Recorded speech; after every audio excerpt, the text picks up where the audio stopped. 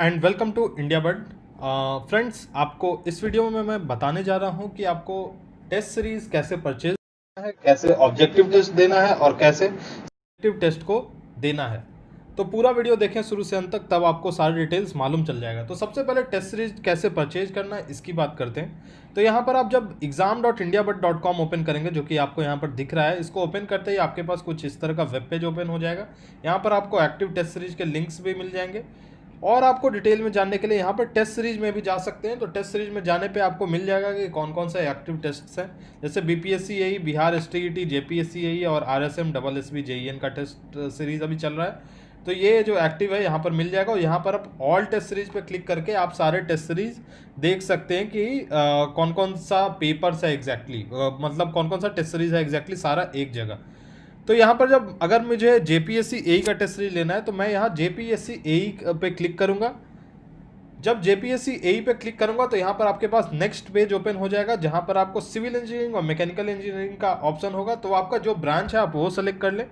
तो civil engineering जैसे अगर मैं सेलेक्ट करता हूँ तो यहाँ पर आपको मल्टीपल टेस्ट सीरीज मिल जाएंगे। आपको यहाँ पर नॉन टेक्निकल का test series, combo test series, conventional का test series, mock test series, booster test series, ये सारे डिटेल्स आपको यहाँ पर मिल जाएंगे। अब मुझे अगर जो भी जिसके बारे में डिटेल से जानना है, यहाँ पर मैं सी मोर करके देख सकता हूँ। तो मुझे मान लेते हैं कि कॉम्बो का टेस्ट सीरीज जो 599 का है, इसमें 14 booster test, 4 objective mock, 4 subjective mock है, ये मुझे पसंद है। तो मैं यहाँ पर सी मोर कर दूंगा।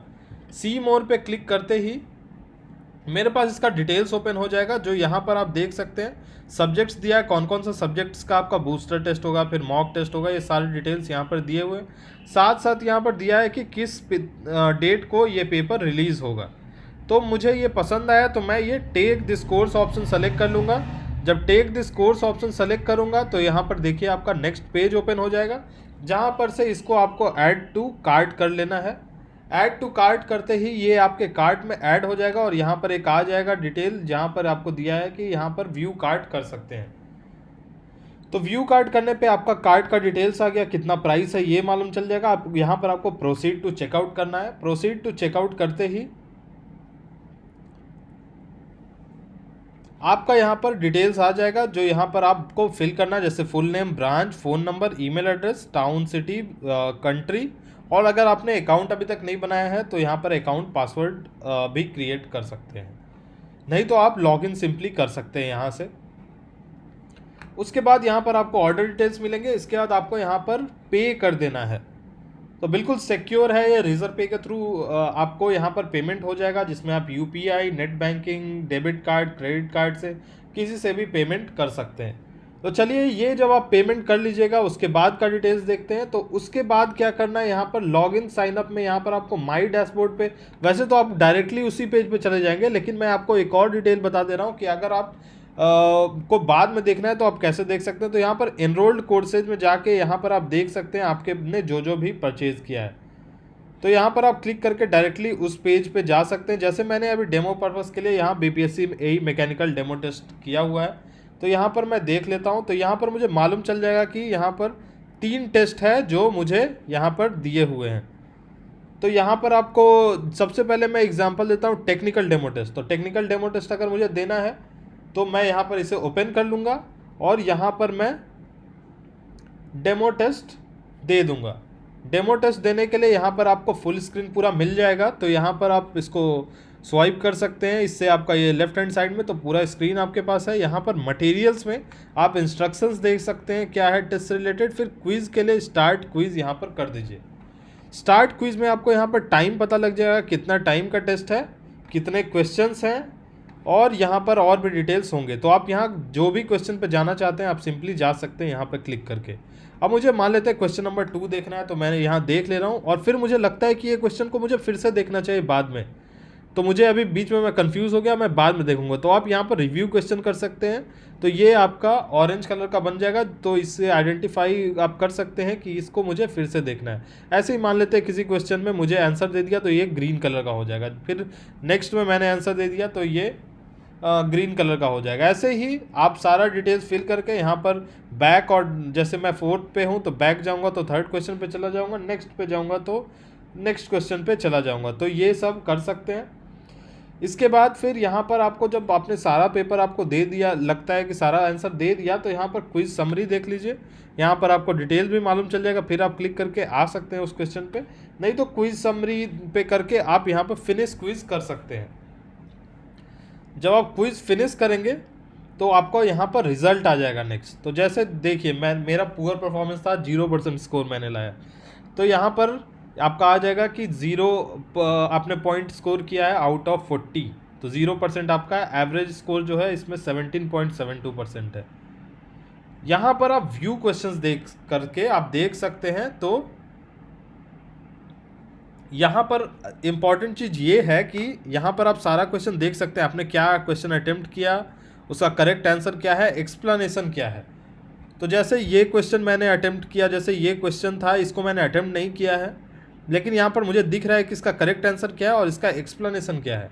अब ये क्वेश्चन मैंने रिव्यू के लिए डाला था, लेकिन मैंने इसे अटेम्प्ट नहीं किया, तो यहाँ पर मुझे बस इसका मिल रहा है कि करेक्ट आंसर क्या है और एक्सप्लेनेशन क्या है। वैसे ही मैंने 3rd नंबर क्वेश्चन मैंने अटेम्प्ट किया था लेकिन मैंने गलत आंसर दिया था, मैंने ऑप्शन ए दिया था जबकि करेक्ट था ऑक्सीडेशन ऑप्शन बी। तो यहाँ पर मुझे दे दिया है कि आपका आंसर इनकरेक्ट है और इसका एक्सप्लेनेशन क्या है। वैसे ही नेक्स्ट क्वेश्चन में ये आंसर जो है ये मैंने ये इंटर किया था ऑप्शन ए, जबकि करेक्ट आंसर ऑप्शन बी है और यहाँ पर एक्सप्लेनेशन दिया हुआ है। तो ये इंपॉर्टेंट है क्योंकि आप एक ही बार ये देख सकते हैं, जब आप टेस्ट अटेम्प्ट करेंगे तभी आप देख सकते हैं कि आपने कौन सा क्वेश्चन करेक्ट आंसर दिया था या इनकरेक्ट आंसर दिया था और उसका एग्जैक्ट आंसर क्या है। तो वैसे क्वेश्चन और एक्सप्लेनेशन देखने के लिए मैं आपको बता देता हूँ कहाँ से आप देख सकते हैं। तो इसके लिए आपको सिंपली जाना होगा यहाँ पर माई डैशबोर्ड में ओपन करने पे आपका जब ये प्रोफाइल ओपन हो जाएगा, जैसे ये प्रोफाइल ओपन हो रहा है तो आपका जो ये टेस्ट है यहाँ पर ओपन करके आप सिंपली देख सकते हैं स्टैटिस्टिक्स में जाके कि आप क्वेश्चन पेपर क्या था, उसका फिर एक्सप्लेनेशन क्या है क्वेश्चन का। तो यहाँ पर ये डिटेल्स दिया है, कितना टाइम आपने लिया, ये सारे डिटेल्स यहाँ पर दिए हुए हैं। तो ठीक है, आप यहाँ से ये देख सकते हैं। नेक्स्ट अब बताते हैं कि आपको सब्जेक्टिव टेस्ट कैसे अटेम्प्ट करना है। तो यहाँ पर जैसे ये है डेमो सब्जेक्टिव टेस्ट, इसको मुझे ओपन कर लेना है। जब मैं ओपन करूँगा तो यहाँ पर मुझे ऑप्शन आ जाएगा कि आप असाइनमेंट अपलोड कीजिए। तो इससे पहले आपको क्या देखना इंपॉर्टेंट है, आपको देखना है इंपॉर्टेंट क्वेश्चन पेपर। तो मैं क्वेश्चन पेपर एक पेज में न्यू टैब में ओपन कर लेता हूं, तो मुझे यहाँ पर क्वेश्चन पेपर मिल जाएगा। क्वेश्चन पेपर आपको कहाँ मिल जाएगा, यहाँ मटेरियल्स में आपको क्वेश्चन पेपर मिल जाएगा। यहाँ पर से आप सिंपली देख सकते हैं क्वेश्चन पेपर। तो जैसे मैंने एक क्वेश्चन पेपर देख लिया, राइट क्लिक करके मैं यहाँ पर इसको सेव एज कर सकता हूँ या यहाँ पर से भी सेव एज कर सकता हूँ। मैंने क्वेश्चन पेपर देख लिया, डाउनलोड कर लिया। फिर आप खुद से कोई एक सीट लीजिए घर में और उस सीट पे आप आंसर्स पूरा जो है आप अपना एक्सप्लेनेशन सॉल्यूशन पूरा आप कीजिए। उसके बाद आप उसको पीडीएफ फॉर्मेट में करके आप इसको आपको अपलोड करना है। जब आप इसे अपलोड करेंगे तो इसके लिए क्या ऑप्शन है, यहाँ पर आपको इसी पेज पे आके, जैसे माई डैशबोर्ड में जाके इसी पेज पे आपको आना है और यहाँ पे ब्राउज कर देना है। ब्राउज करते ही आपने जो पीडीएफ फाइल बनाया है वो आपको, जैसे मैं यहाँ पर एक पीडीएफ फाइल अपलोड कर दे रहा हूँ, तो ये करके आपको यहाँ अपलोड कर देना है। तो ये फाइल आपका यहाँ पर अपलोड हो जाएगा।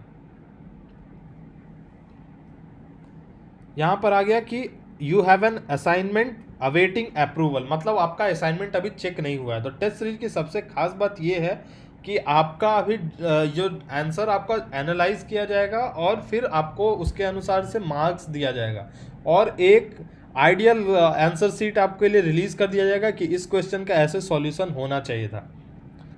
अब देखिए, जब आपका मार्क्स अप्रूव हो जाएगा आपको बता दिया जाएगा कि कब अप्रूव होगा।